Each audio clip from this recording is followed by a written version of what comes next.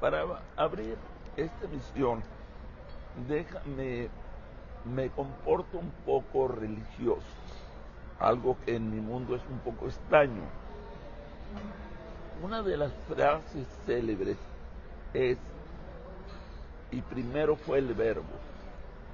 Eso aplica muy bien para la construcción de la cuarta transformación. ¿Cómo se construyó?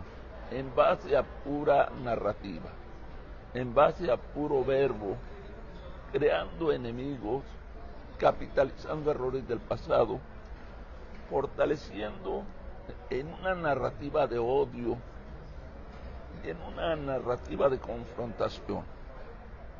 Pero hoy ha estado pasando algo muy interesante.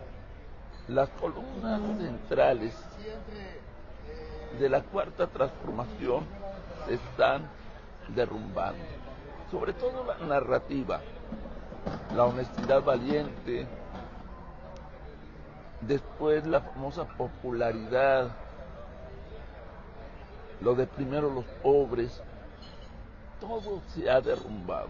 No sé tú, pero yo hay algo que he notado, que a últimas fechas ya no presume tanto la cuarta transformación, la popularidad de Claudia Sheinbaum.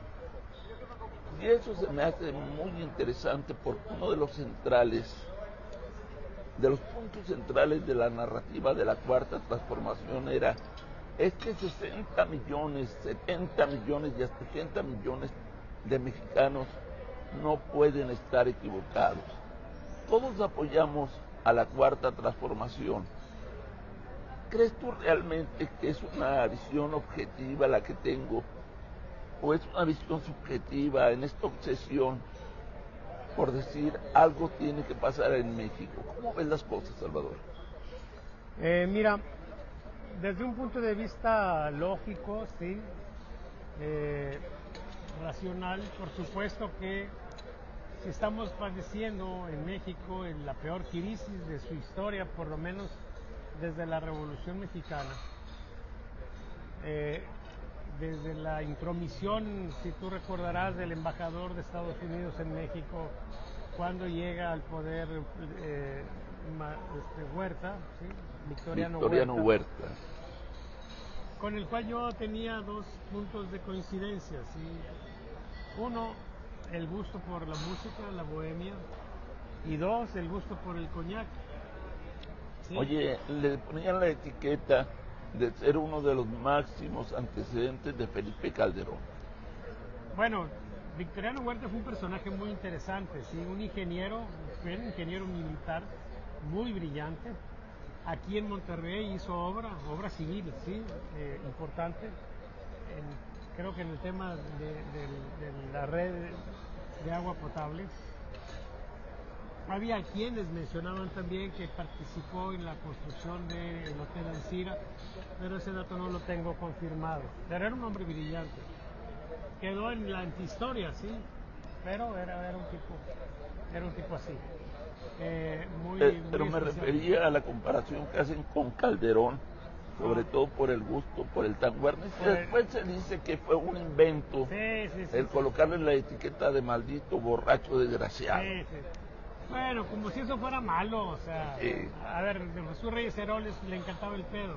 A Porfirio Muñoz Ledo. ¿Quién habla mal de él por su alcoholismo? Porfirio Muñoz Ledo, Winston Churchill. O sea, son cosas de la propaganda política del momento, si no hay que hacerle mucho caso. Pero mira, volviendo al tema, te decía, lo lógico, lo natural sería que la presidenta estuviera desgastada, que el partido Morena también, que estuvieran viviendo una situación de crisis. No sabemos si es así o no. Hay algunos indicios en encuestas que nos dicen que efectivamente así es, pero pues tenemos nuestras reservas con respecto a las encuestas, por supuesto. Pero comentabas al principio de cómo el principio fue el verbo, ¿sí? Un poco para señalar cómo se fue construyendo esto. Y yo creo que el ascenso de Morena al poder y su permanencia hasta ahora es un ejemplo, pero muy, muy preciso ejemplo de texto. Yo creo que en las próximas generaciones de estudiantes de ciencia política van a estudiar el fenómeno este de la 4T como un ejemplo, pero muy nítido, de cómo se construye una sociedad o un gobierno 3Ps, basado en la idea de Moisés Naim: populismo, polarización y posverdad. Nosotros ya lo tenemos perfectamente instalado. ¿Cómo empiezan? Así rápidamente, aunque ya lo hemos dicho antes, pues con la idea del populismo, la idea de que nosotros somos un país dividido en dos, buenos y malos. Él es el líder de los buenos, él es el que va a proteger a los que han sufrido por la acción de los malos, que los han tenido en la pobreza, ¿sí? En un esquema meritocrático donde la gente que tiene problemas se siente culpable por tenerlos, ¿sí? Y entonces recibe un beneficio emocional muy importante. Estás amolado no porque seas flojo, no porque seas tonto, no porque seas indolente, sino porque hay unos perversos que así te tienen. Y ahí se da el clinch, la conexión primera, todavía sin darles nada, ¿sí? Que ahora yo, con los datos recientes, muy probablemente eso de que no les daban nada, a lo mejor no es cierto, porque ha trascendido que desde el 2005 López Obrador ha estado recibiendo dinero del narcotráfico. Muy probablemente, no sé, pero es una hipótesis, ¿sí? Muy probablemente también les daban algo de dinerito, porque se hizo muy fuerte la asociación de la gente esta con las propuestas y la personalidad de López Obrador. Una vez en el poder, después de los intentos y todo lo que tú quieras, empieza a darse el fenómeno de la polarización, que se da más fuerte porque lo primero que hicieron, pero de manera desesperada, fue ponerle dinero a la gente en la mano, de manera directa. Y entonces se da el fenómeno de la polarización, donde simplemente yo pertenezco a un polo, y si tú perteneces a mi mismo polo, yo te veo como una persona honesta, como una persona hermosa, como una persona bien intencionada, etcétera. ¿Sí? ¿Ok? No, si eres afín a mí, no que me des dinero. Simplemente si eres afín a mí, para mí eres una persona muy valiosa, ¿sí? Te lo perdono y todo. Si tienes algún defecto, te lo voy a disculpar. En cambio, si eres del otro polo, eres un pinche neoliberal, perverso, ladrón, Te odio, etcétera, ¿sí? Y entonces se da la polarización. Y ahí se pierde una cosa muy importante, que es el sentido crítico, la racionalidad, porque ya no importa ni la verdad, ni los datos, ya no importa nada. Lo único que importa es en qué polo estás. Si estás en mi polo, qué padre, te abrazo, te beso, a la fuerza te doy las nalgas, ¿sí? Pero si no estás en mi polo, entonces a la chingada.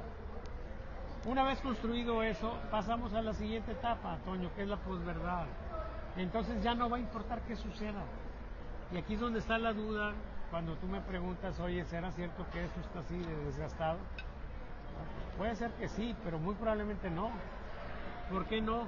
Pues precisamente porque, oye, te están diciendo que la gente de López Obrador en Sinaloa está ligada al crimen organizado. Esa es una cosa que está ahí y es algo que luce o que a todas luces es verdad.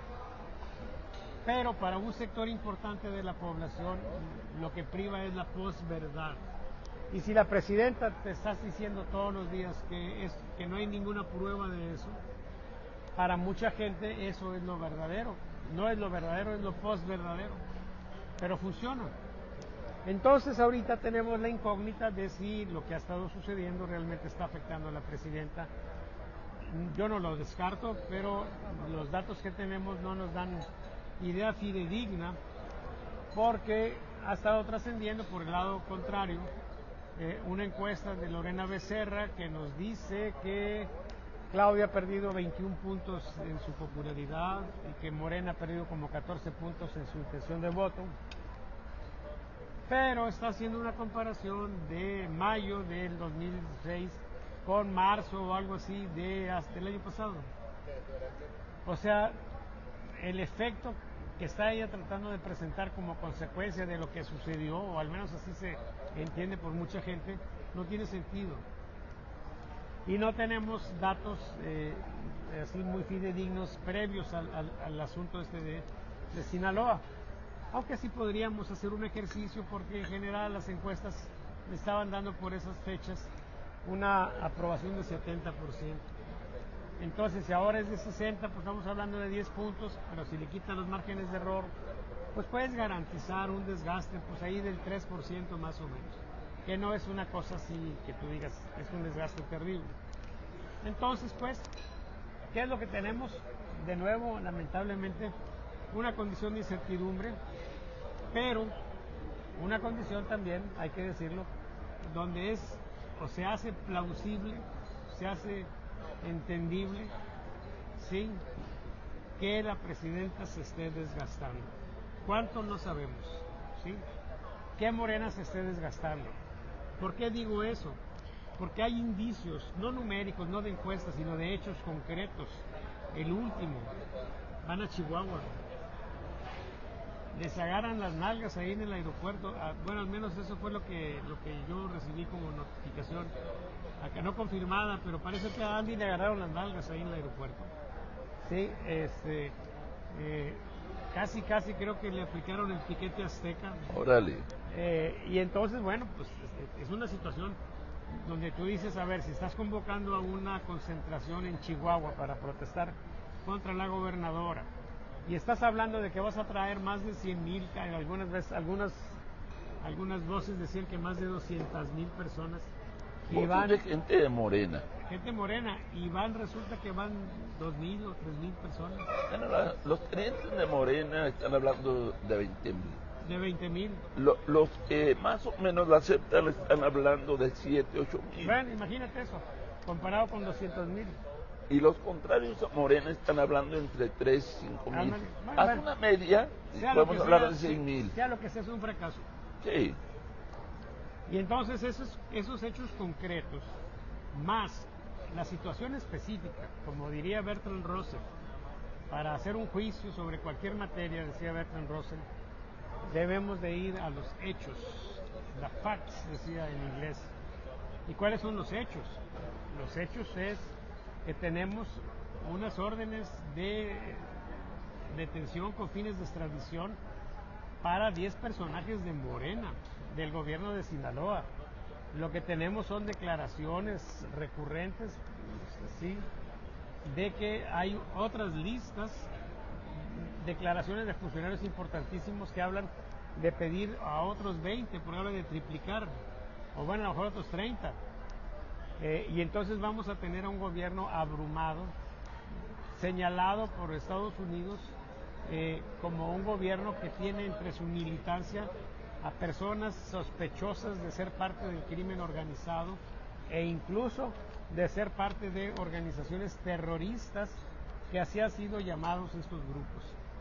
Eso, por supuesto, es algo factual, sí, es algo concreto, que irremediablemente nos hace sospechar de un desgaste. Lo último que puedes pensar es que Morena y la presidenta se beneficien de que sean señalados como narcos. Por supuesto que no. El asunto aquí es cuándo lo vamos a ver de manera concreta, específica. Pues seguramente no lo vamos a ver claramente porque las encuestas están muy manoseadas, pero cuando llegue el 27 y venga la elección, ahí sí vamos a ver con toda claridad cómo son las cosas, y ahí sí vamos a ver hasta dónde puede el gobierno hacer manipulaciones. Mira, ya Ricardo Monreal anda viendo la manera de anular elecciones donde pierdan. Sí. Sí. ¿Por qué? Pendejos no son. Bueno, sí son pendejos. O sea, una cosa es que sean perversos, o descarados, sí.